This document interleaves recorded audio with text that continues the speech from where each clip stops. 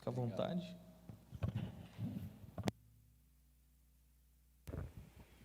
Em 2010, então nós estamos falando de 12 anos.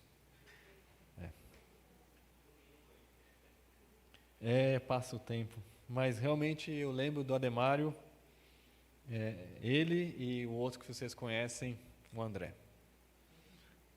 Já se conheceram lá no seminário, 2 alunos, 2 irmãos muito dedicados, em muitos momentos realmente cansados de trabalhar o dia inteiro e à noite para a escola, estudar, mas motivados pelo Senhor.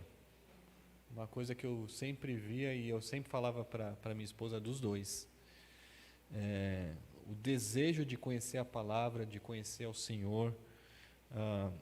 Não lembro do Ademário faltar em aula. Não lembro. Nem você, nem o André. De estar lá presente e estar ali para aprender do Senhor. Morando em... Você morava já em Itapecerica? Lá longe. Eu falava para ele que onde ele morava o Judas não chegou. A bota ele perdeu antes e o Judas não tinha chegado lá não.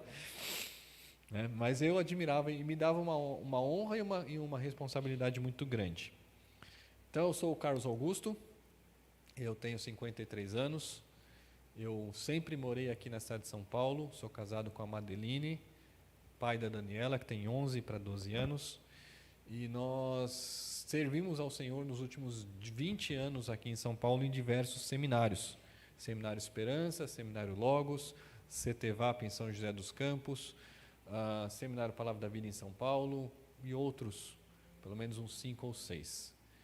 E nos últimos anos, Deus tem colocado no nosso coração, eu e minha esposa, nós tínhamos orado pedindo a Deus que nos desse um rumo para a nossa vida, que nós queremos servir de modo mais intenso na área de ensino, que é algo que eu vejo que, por onde eu passo, pelo menos os alunos que foram meus alunos falam isso, de como eu marquei.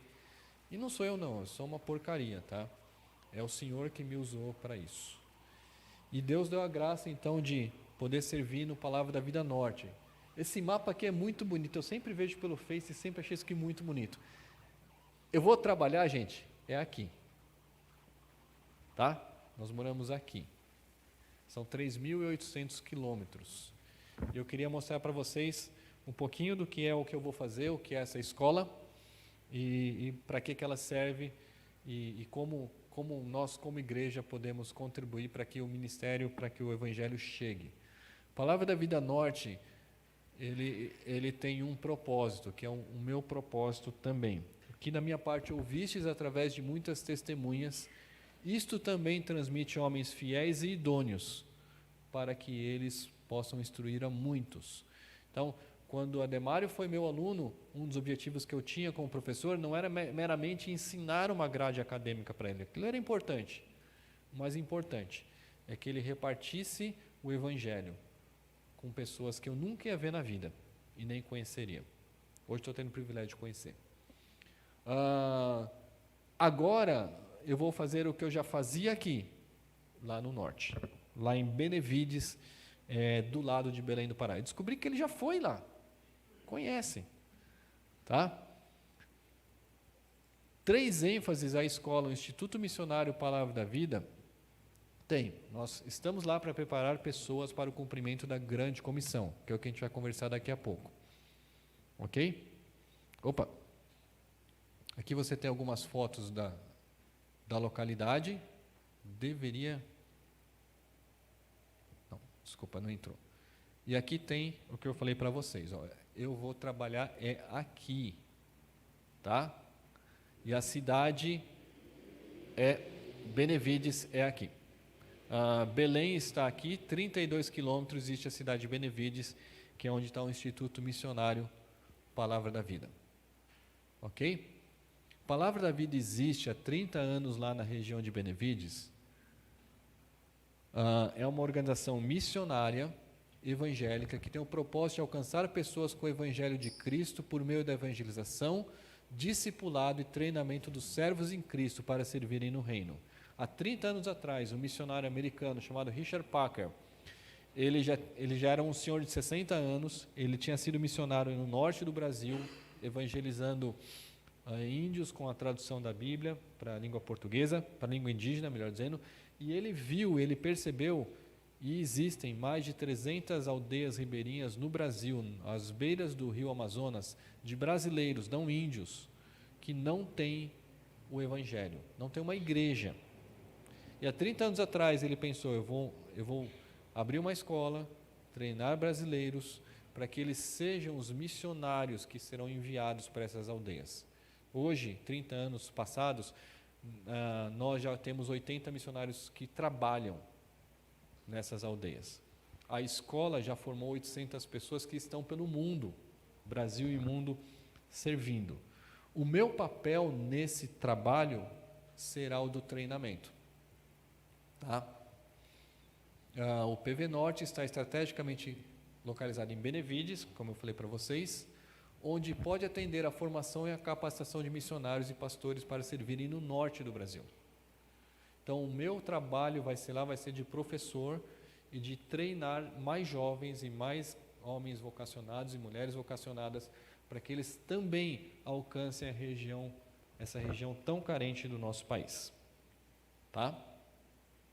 3 palavras marcam esse ministério, que é alcançar, treinar, enviar.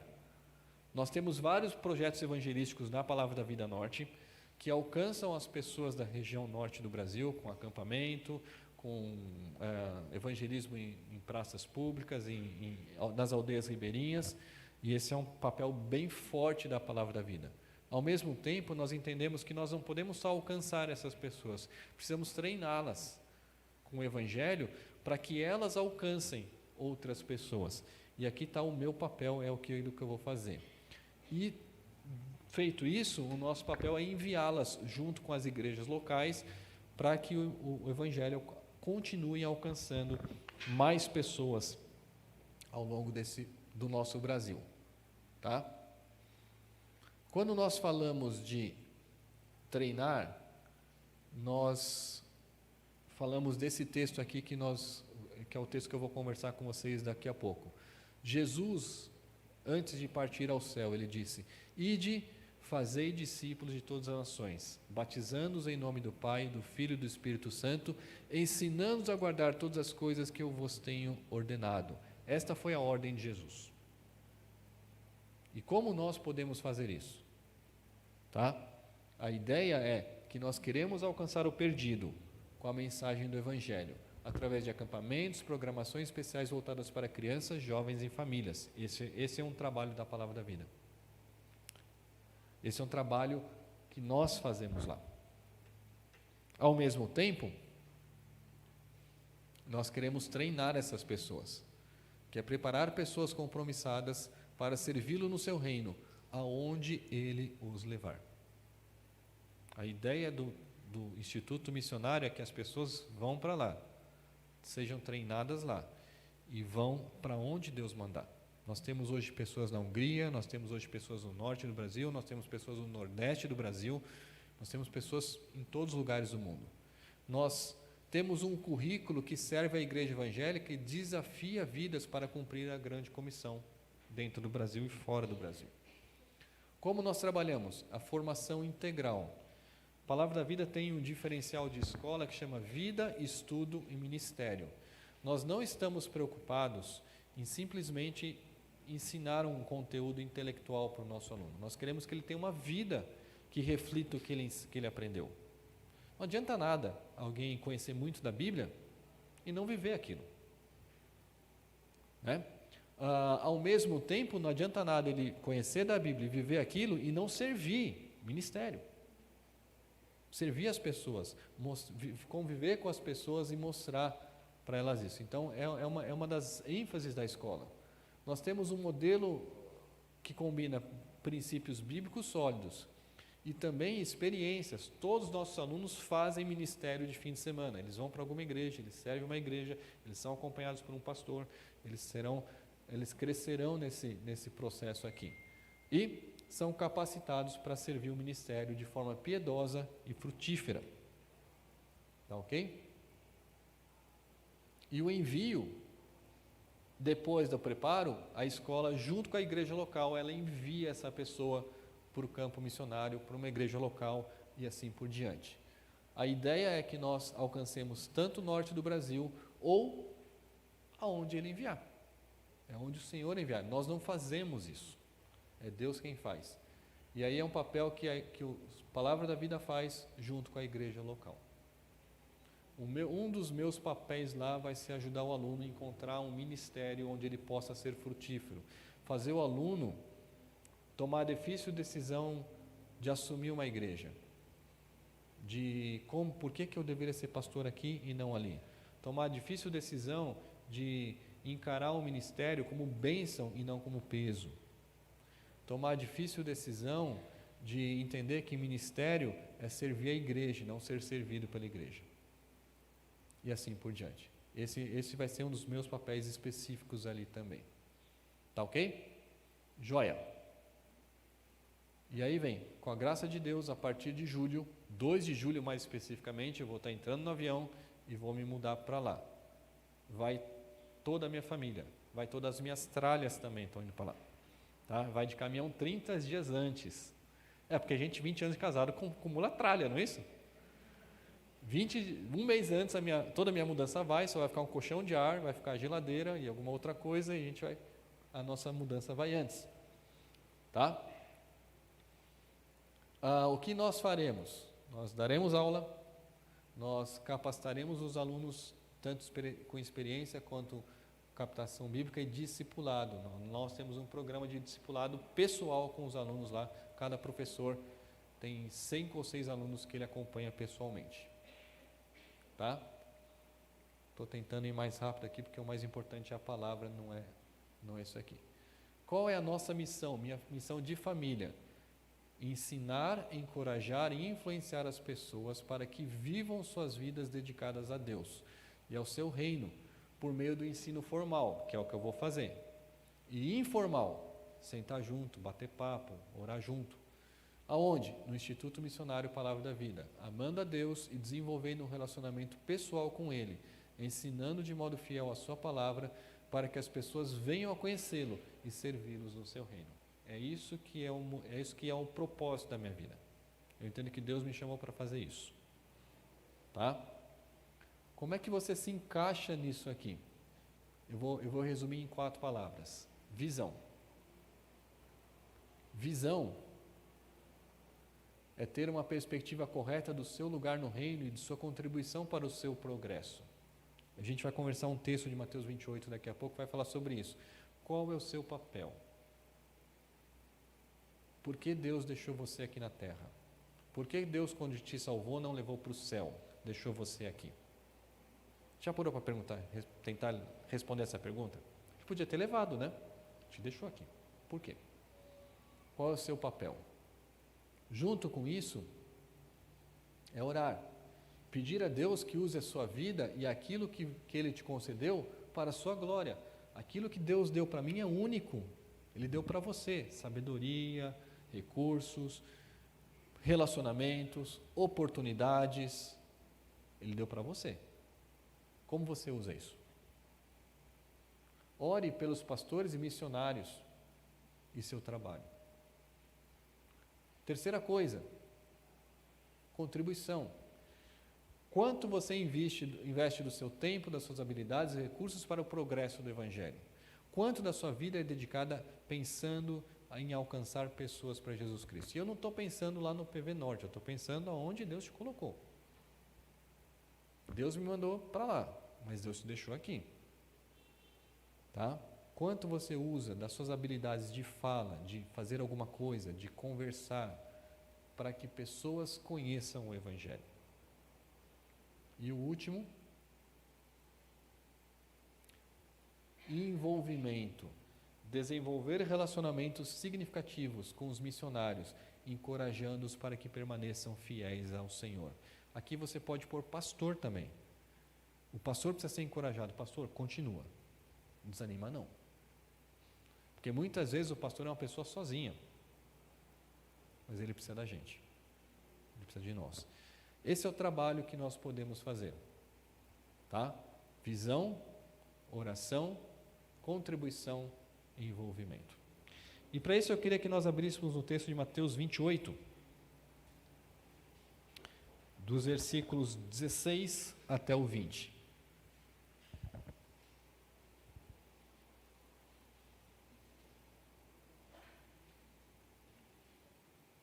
São um dos últimos encontros de Jesus com os seus discípulos.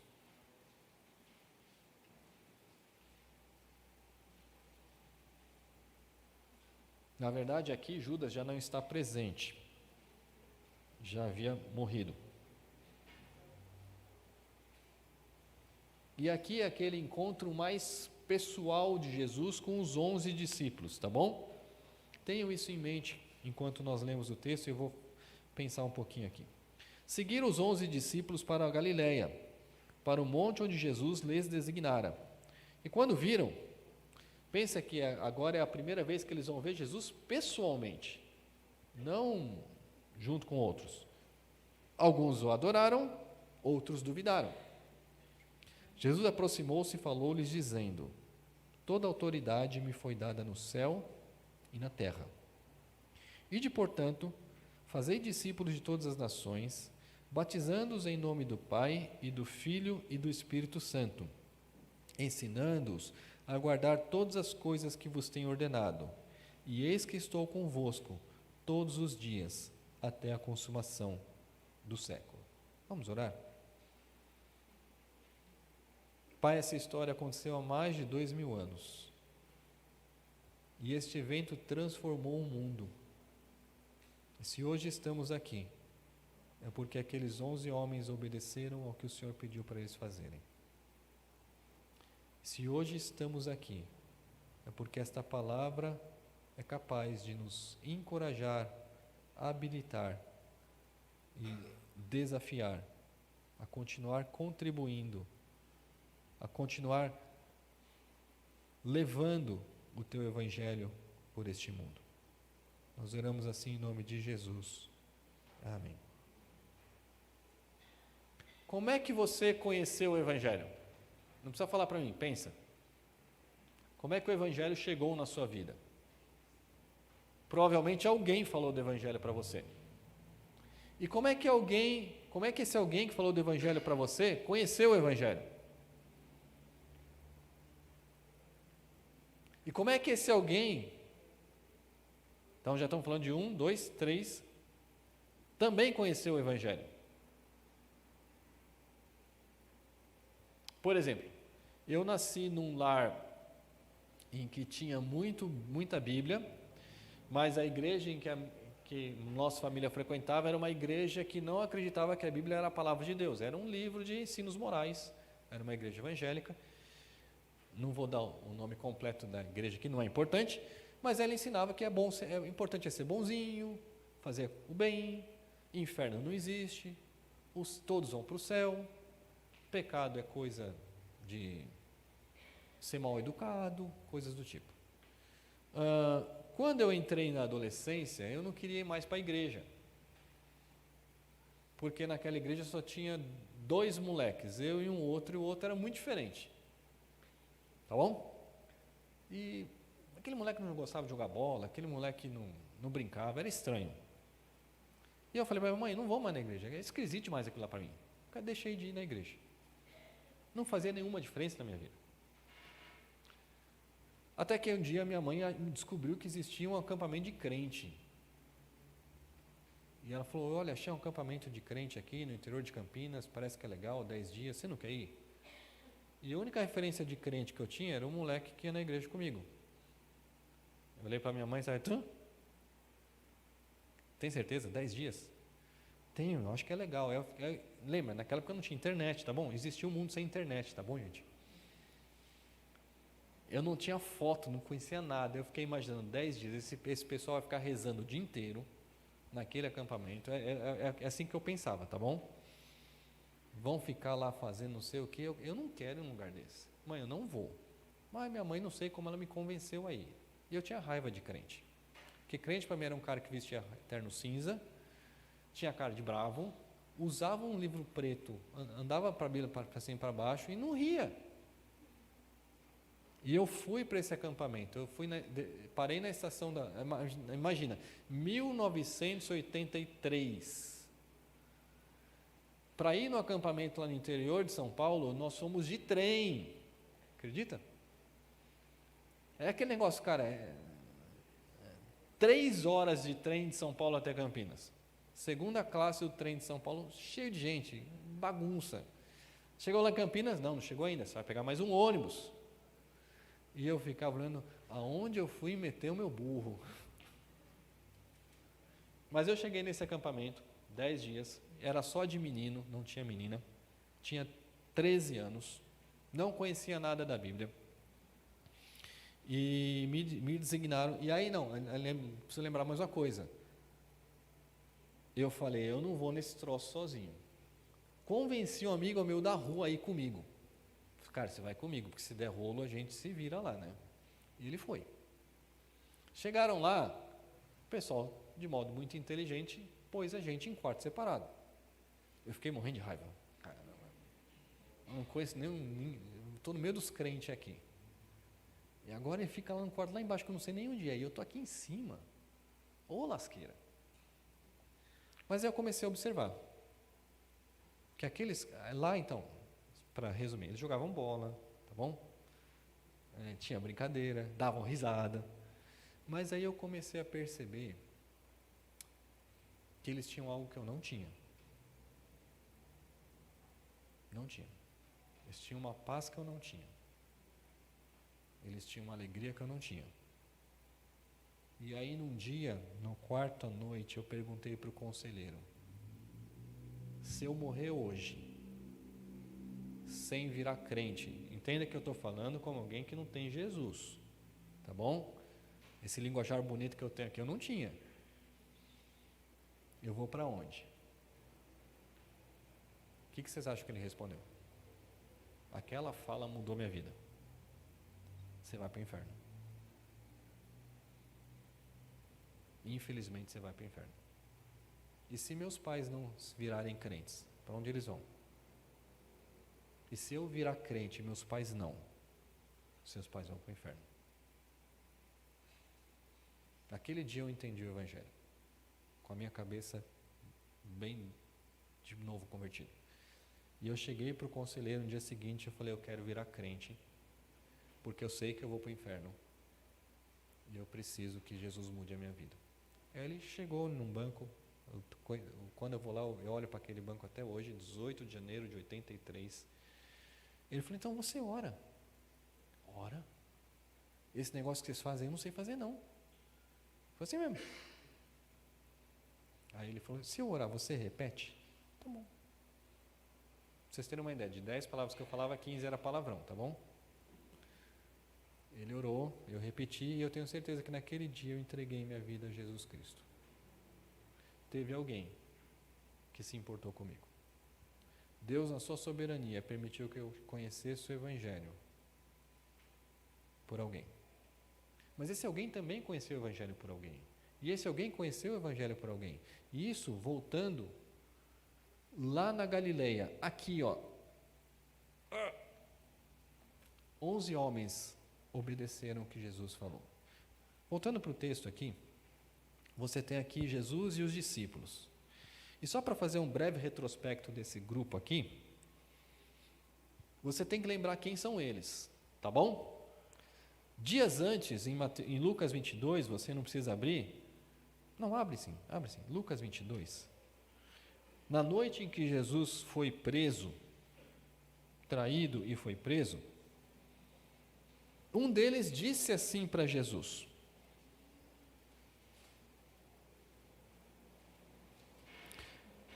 Lucas 22, 33. Senhor, estou pronto para ir contigo tanto para a prisão quanto para a morte. Senhor, eu vou contigo até o fim. E aí Jesus olha para Pedro e diz: Pedro, 3 vezes me negarás que me conheces antes que o galo cante. Pedro, hoje você vai me negar. E aí Pedro, no outro texto, numa versão bem mais popular,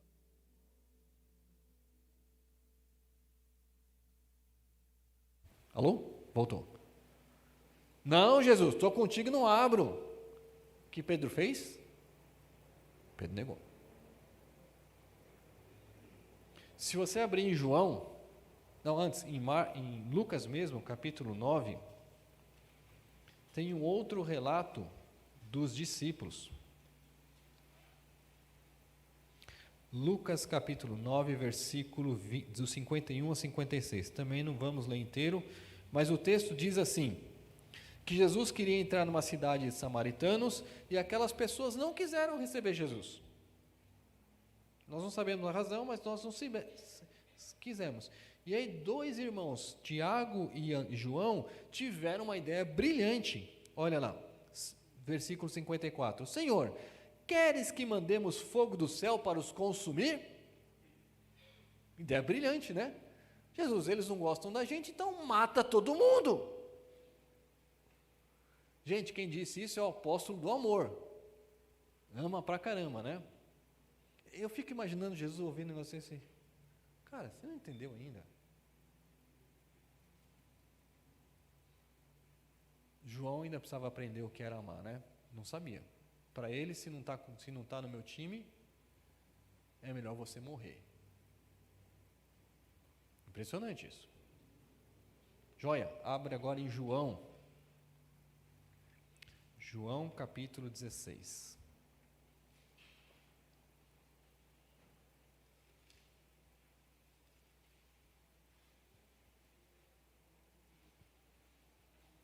Versículo 32. João 16, 32.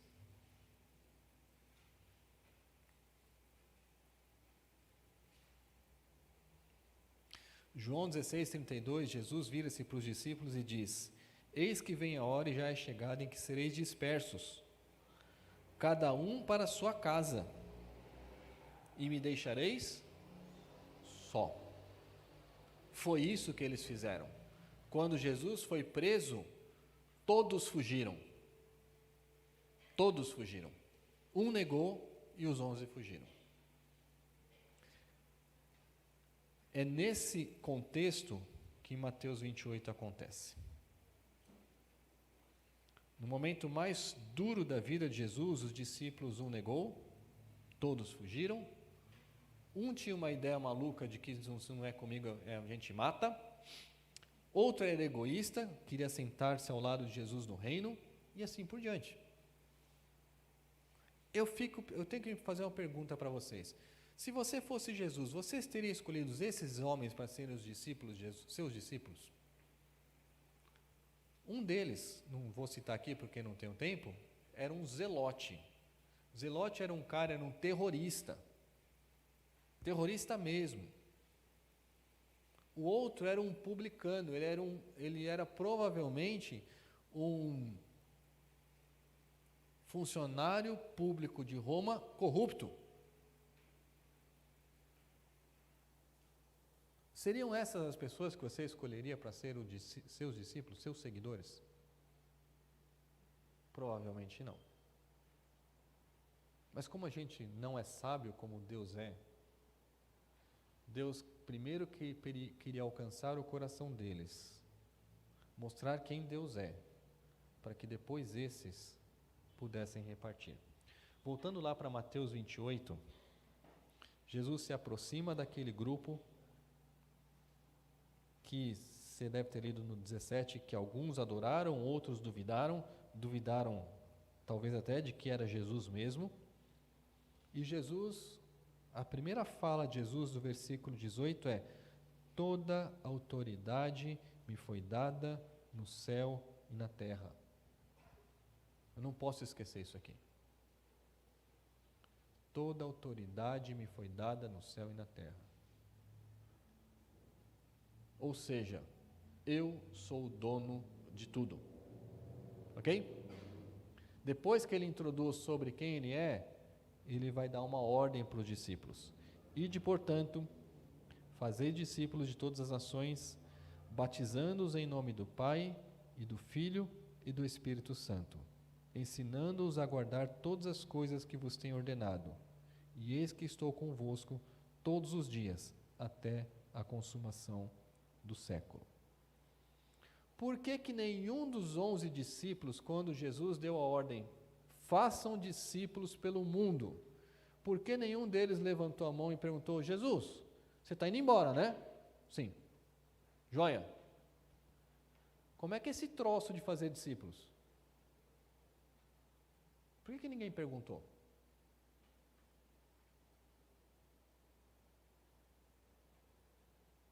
Quem me ajuda? Eles viram como era feito. Como era feito. Então, quando Jesus dá ordem, nem tinha dúvidas, porque eles sabiam o que era fazer discípulos.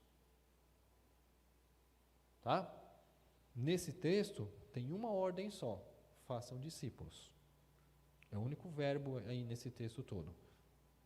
Façam discípulos de todas as nações. Você está falando de uma nação minúscula ali na Palestina, que no mundo do Novo Testamento era uma das nações mais era fim de mundo. A capital era Roma, não era a Judéia, Jerusalém. É como se nós estivéssemos falando de São Paulo e nós estamos pensando aqui numa cidade Terra Preta. As pessoas de Terra Preta vão mudar o Brasil. Não. É exatamente isso. É uma cidade do interior, um país pequeno, desprezível. São com esses que Deus vai trabalhar. Façam discípulos. Como eles deveriam fazer discípulos? E aí vem a primeira palavra: ide. Ide. Se você voltar você virar para Marcos capítulo 1, quando Jesus chama Pedro, André, Tiago e João, versículo 16 e 17, caminhando junto ao mar da Galileia, viu os irmãos Simão e André, que lançavam redes ao mar, porque eram pescadores. Disse-lhes, vinde após mim, e eu vos farei pescadores de homens. Então eles deixaram imediatamente as redes e o seguiram. Jesus os convida para que eles sejam pescadores de homens, sejam evangelistas. Mas em que contexto se espera que seja evangelista? Quando a gente ouve um texto de Mateus 18, que sempre vai ver a ideia de um missionário que vai lá para o norte, ou que vai lá para a Turquia, ou que vai lá para a China. Não. É onde Deus te colocou. Em 1983, tinha um crente que falou de Jesus para mim. Aonde? Em São Paulo. Se ele estivesse na China, como eu ouviria do Evangelho? O ID começa aonde você está. Deus te colocou nessa cidade. Deus te colocou neste bairro. Deus te colocou na sua família. Deus te colocou no seu emprego. Conta essa história de um irmão da igreja que ligou certo dia para o pastor. Ele começou num novo emprego e ele ligou para o pastor e disse, pastor, eu estou desesperado. O que foi, meu irmão? Acabei de descobrir que nessa empresa eu sou o único crente. Aí o pastor ouviu, é mesmo? Tem certeza? Tenho, pastor. Caramba, o pastor respondeu. Tem certeza mesmo? Tenho. Meu irmão, então você está me dizendo que Deus confiou a evangelização da sua empresa nas suas mãos? Sim. Sim, Deus te pôs lá para falar de Jesus. Deus não te pôs no trabalho para você ganhar dinheiro, para você agradar o patrão, para você fazer fortuna, para você seguir uma carreira. Deus te colocou lá para, enquanto trabalha, brilhe a luz de Jesus ali dentro. E aí eu quero dizer isso mesmo, enquanto trabalha. Não pode fazer como uma moça que trabalhava com a minha esposa, também crente, e aí ela, não, precisa evangelizar aqui. Aí ela ia no banheiro levantar clamor lá pela empresa e não trabalhava. Isso é vagabundagem. ore em casa, trabalhe. E aproveite oportunidades. Como um amigo meu, que trabalhava com um amigo, com um colega de trabalho, e ele sabia que aquele moço conhecia alguma coisa do Evangelho, mas não era crente. E ele fazia coisa errada na empresa. E um dia ele encostou naquele moço e falou: como é que você consegue dormir fazendo o que você faz? Boa pergunta, né? E aquele cara: não, isso eu tiro de letra. Passaram alguns dias, aquele homem procurou ele e falou: eu preciso conversar com você. Eu falei: por quê? Eu não durmo, desde o dia que você falou aquilo para mim. Mas que bom que ele não dorme, porque ele precisa encontrar a salvação. Porque se ele dorme bem e está tranquilo com o pecado, ele vai acordar no inferno. Deus te pôs no seu emprego para falar de Jesus. E aí eu quero que eu coloquei ali, que habilidades Deus te deu para você, que podem ser luz neste mundo. Que habilidades deu para você.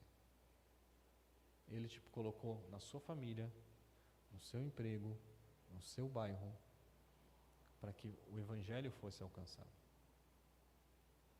Mas a gente criou formas hoje em dia, né? Manda para o pastor. Não é assim? O pastor resolve, o pastor evangeliza, o pastor foi treinado, fez curso. Vocês sabem que o Evangelho no primeiro século alcançou todo o norte da África, chegou... Cadê? Mais fácil. Ele alcançou todo o norte da África, chegou aqui não está aqui, falta a Inglaterra aqui, mas está aqui, tá?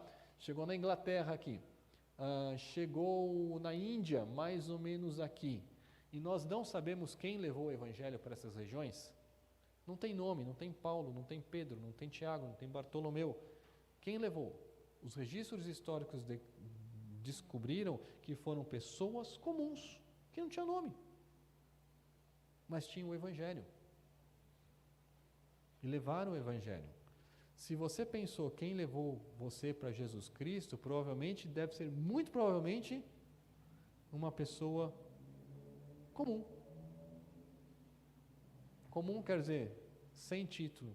E o título não é importante.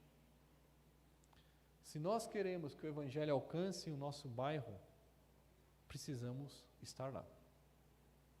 Precisamos ir. Tá? Mas Jesus deixou bem claro que não era só ir. Se você voltar para Mateus 28, 19, ele fala: ide, como se faz discípulos? Primeiro é ir. O segundo, batize, batizando-os em nome do Pai, do Filho e do Espírito Santo. Eu imagino que isso aqui é um batistério, né? E a madeira é boa aqui, né? Não vou cair, né? Tá. Esse texto não está dizendo: olha, fale de Jesus e afoga o cara aqui. Tá? O que é o batismo? Por que nós batizamos? O que representa o batismo? A morte e ressurreição. Que mais? Tá certo. É uma nova criatura. É um testemunho público de um compromisso que eu assumi com o Senhor. Não é isso? É um testemunho público de um compromisso que eu assumi com o Senhor. Então eu levo o Evangelho e eu levo essa pessoa a ter um compromisso.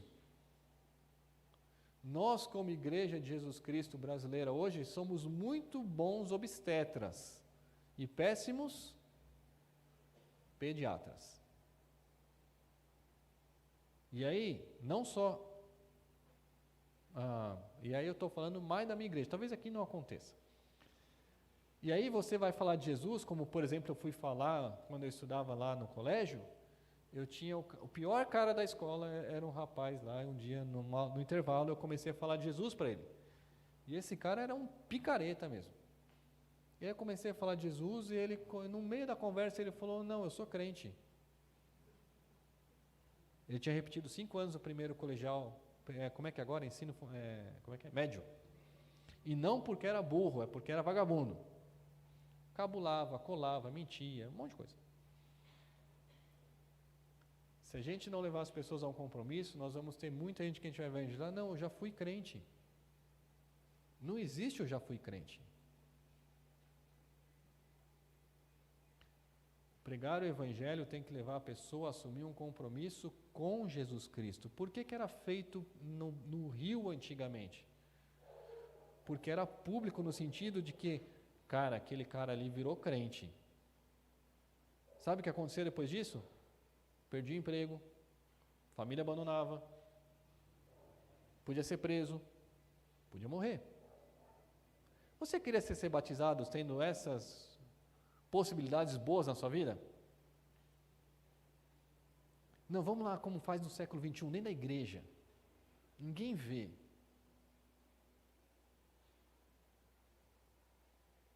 Assume um compromisso que eu sou de Jesus. Em 1983, quando eu entreguei minha vida para Jesus, eu não sabia nada de crente, eu só sabia uma coisa, eu me lembro direitinho disso. Eu preciso achar uma igreja de crente para frequentar, porque se eu viver com minha turminha da rua, eu vou deixar de ser crente rapidinho. Mas sabe quem colocou isso no meu coração? Foi o Espírito Santo, não tem outra lógica, porque eu não conhecia nem a Bíblia, a gente não sabia nem os livros da Bíblia. A gente tem que levar as pessoas para o Evangelho e entender que ela precisa ter um compromisso com Deus, não é comigo, não é com a igreja, não é com o pastor, é com Deus. Suponhamos que você está evangelizando um dono de um mercadinho e esse cara suborna o fiscal, vende produto vencido, ele altera a data, ele faz de tudo para ganhar dinheiro. E aí um momento ele pergunta assim, se eu virar crente como você está falando, minha vida vai melhorar? O que você tem que falar para ele?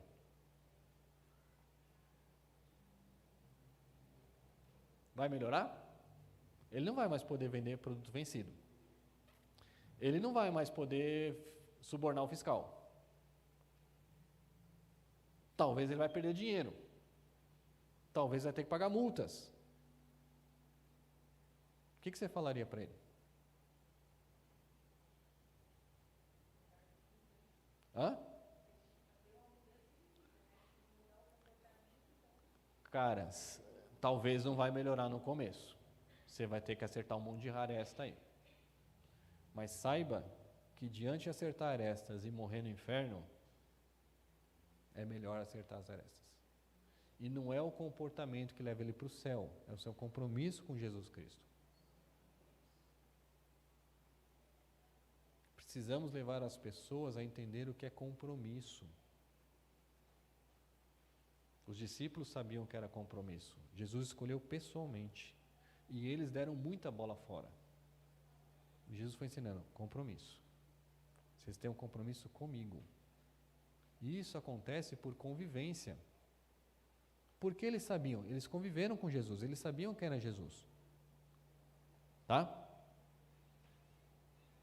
Terceira ordem de Jesus. Vão, levem a um compromisso, ensine. Ensine o quê? Versículo 20. Aguardar todas as coisas que eu vos tenho ordenado. E aqui tem um negócio muito legal, gente. 5 anos de seminário não cobrem esse currículo aqui. Sabiam disso? Não tem como. Jesus está dizendo, vocês têm um currículo para cumprir. Aprendam a me obedecer em tudo. Sabe onde isso vai acontecer? É aqui, na igreja local. Por isso que nós temos pregação, por isso que nós temos EBD, por isso que nós temos livros, por isso que nós temos discipulado, por isso que nós temos muita Bíblia na igreja. Porque eu vou chegar com 70 anos e vou descobrir que tem coisa para aprender. Ensine a guardar todas as coisas. É um processo para a vida inteira. É um processo para a vida inteira. Uma igreja que quer crescer sadia, ela entende essas 3 características. Vão, levem a um compromisso, batizem, ensinem. E aí, alguns dos discípulos poderiam falar assim, Jesus, bacana, mas você é Jesus, eu sou Pedro, eu sou Bartolomeu, eu sou André. Nível mais baixo, né, Jesus? Acho que não vai dar. Por que deu certo? Por que nós estamos aqui hoje? Porque deu certo. Qual é a diferença?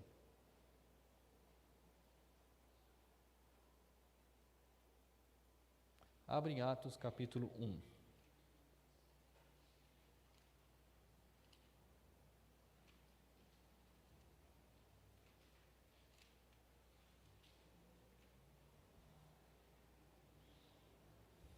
Versículo 1. Olha o que está escrito aqui. Escrevi o primeiro livro, Evangelho de Lucas, ó Teófilo, relatando todas as coisas que Jesus começou a fazer e a ensinar. Lucas é muito inteligente, porque ele diz assim, o primeiro livro eu falo das coisas que Jesus começou a fazer e a ensinar. E em Atos? Vamos lá, pode entrar, moçada? Tem galho não? Imagina. E em Atos, Jesus continuou a fazer e ensinar? Sim. Qual a diferença?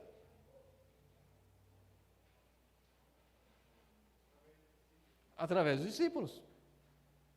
Ele não estava mais fisicamente, mas os discípulos, em obediência a Jesus, dependendo de Jesus, estão continuando a fazer aquilo que Jesus começou a fazer e a ensinar. Como é que nós conseguimos cumprir a grande comissão? Quando nós tivermos a nossa vida com Jesus. Não sou eu que vou fazer, não é você. O fundador da escola onde eu vou trabalhar, o seu Ricardo, tem 85 anos. E quando fala assim, ele fala, o seu Ricardo, ele falou, o seu Ricardo morreu há muito tempo atrás, ele não existe mais, é Jesus que vive, eu não sirvo para nada. E é verdade. O seu Ricardo morreu. Se tem alguma coisa lá, é porque Jesus fez. Por meio de tranqueiras com a gente. Desculpa o termo, tá? Então, se Deus te colocou lá na empresa, Ele vai te usar. Com todos os seus defeitos, com todos os seus temores, Ele vai te usar. Ele vai te capacitar. Se Deus te colocou na sua família, e você olha assim e fala, não, poxa vida, caramba, podia ser aquela. Não, Deus te pôs nessa. Deus não errou, não. Ele vai te capacitar. Não tem jeito com meu filho. Então você está dizendo que Deus errou. Deus mandou, a hora de mandar o filho, mandou o filho errado. Ou então, né? Não. Deus me capacita. Aqueles discípulos entenderam isso. Volta lá para Mateus 28. E aí você vai entender a primeira fala de Jesus. Primeira fala de Jesus, toda autoridade me foi dada no céu e na terra. Vocês vão fazer isso debaixo da minha autoridade.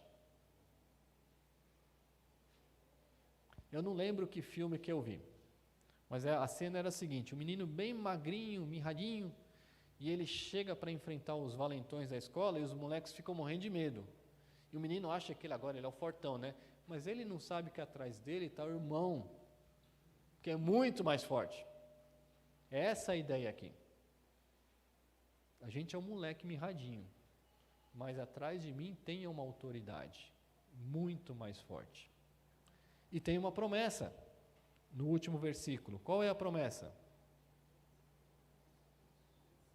Aquele que cumpre o que eu estou pedindo tem a minha presença. Eis que estou convosco todos os dias. Não vai ter um dia em que o Senhor não estará conosco. O contexto dessa frase é: aquele que quer fazer o que eu pedi para fazer, vai ter a minha presença. Aquele que tem toda a autoridade. Não tem como dar errado, gente. E aqui não é questão de número. Então, joia, essa igreja vai bombar, toda a minha empresa vai virar crente. Não é isso. A ideia é que a luz vai brilhar e as pessoas vão saber quem é Deus. O que elas farão com a informação não cabe a gente. Seria muito bacana que elas viessem ao Evangelho, mas não cabe a gente. Tá? Olha que interessante. E aí eu quero olhar para algumas coisas aqui. Até que hora? Até o quê? 3 da tarde? Último texto para vocês verem como Deus trabalha essas questões. Atos 16. E talvez o Ademário vá lembrar disso. Eu sou uma pessoa que gosta de olhar para detalhe da Bíblia. E vocês viram, né? Eu percebi que não tem Inglaterra ali, né? Talvez, é mesmo, né? Não tem Inglaterra. Não está errado, mas o mapa é muito legal. Então vocês têm que fazer Inglaterra. Está faltando, aqui, ó. Tá aqui, ó, falta Inglaterra aqui, ó. Reino Unido, Grã-Bretanha. Atos 16 conta a história de Lídia e como ela chegou ao Evangelho. E versículo 14 diz assim: certa mulher chamada Lídia, da cidade de Tiatira, vendedora de púrpura, temente a Deus, os escutava. O Senhor lhe abriu o coração para atender as coisas que Paulo dizia. E você fala, o que tem de importante aqui? Tem muita coisa. Se você voltar para trás, no versículo 6, Paulo tentou evangelizar na Ásia. E a Bíblia diz que o Espírito Santo não permitiu. Nós não sabemos porquê nem como. Mas, de alguma forma, ele não conseguiu chegar lá. E aí ele chega em Filipos, que é do outro lado. E quando ele chega em Filipos, tem uma mulher, Lídia, que não morava em Filipos. Morava onde? Em Tiatira. Aonde é Tiatira? Na Ásia. Não é interessante isso? Quando Deus quer que alguém encontre o Evangelho, Ele faz essa pessoa viajar. E vai ao encontro do evangelista. Não é interessante isso? E lá naquele dia certo, na hora certa, tinha alguém à beira do rio falando de Jesus, e naquele dia Lídia encontrou o Evangelho. O nosso único papel é abrir a boca. Deus faz a Lídia viajar. Entendeu? Deus faz as pessoas chegarem a nós.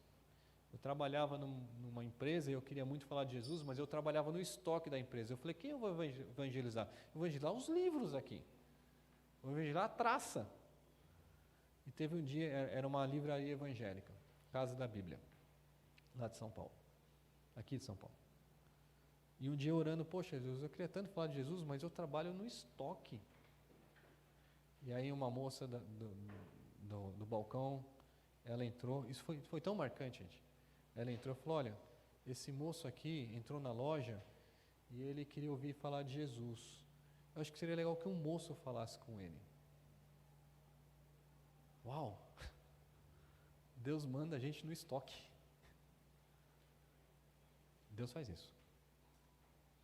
Entende? Nosso papel é acreditar, confiar, e essas coisas vão ser feitas. Deus está me mandando lá para o cantinho no Brasil. E eu preciso confiar no poder dEle. Não é na minha capacidade. Não é na minha sabedoria. É naquilo que Ele pode fazer. E eu preciso confiar, e eu tenho certeza de que Deus vai estar comigo enquanto eu estiver obediente ao que Ele pediu para eu fazer. Vamos orar? Pai, nós te louvamos, porque naquela tarde, os discípulos, quando foram desafiados, entenderam, e em dependência e obediência do Senhor, começaram a falar de Jesus por onde estiveram. E por causa deles e de outros, e de outros, e de outros, hoje estamos reunidos aqui, em Vila São José, porque alguém, com amor por nós, partilhou a mensagem salvadora de Jesus nas nossas vidas. que nós continuemos esse processo de partilhar o Teu Evangelho com outros, levando-os a um compromisso contigo e junto como igreja local, ensinando-os aquilo que o Senhor nos ordenou. Dá-nos graça, Pai, dá-nos poder para fazer isso. Oramos assim em nome de Jesus. Amém.